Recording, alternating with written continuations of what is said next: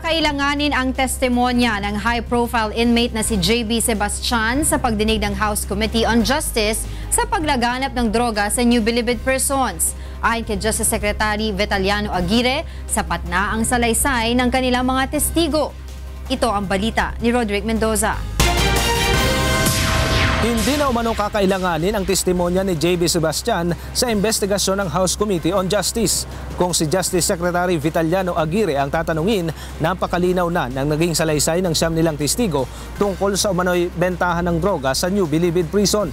Malabo rin anyang umamin si Sebastian na inutusan nito ang mga gang leader na magbenta ng droga bilang kontribusyon sa senatorial campaign ni dating Secretary Laila De Lima.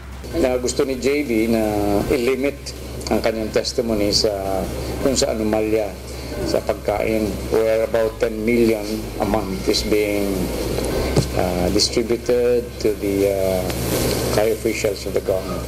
I rejected it. Sabi ko, pag hindi rin lang buong katotohanan sasabihin niya, I reject it. Ang kailangan niya sa ngayon ay mga dokumento mula sa bangko na magpapatibay sa aligasyon ng kanilang mga testigo na napunta kay De Lima ang milyong-milyong pisong drug money. Gayunman, bukas pa rin anya ang DOJ kung sakaling magpasyang tumistigo si Sebastian. Ngunit babala ni Aguirre, pag ayaw niyo magpag-cooperate, then he could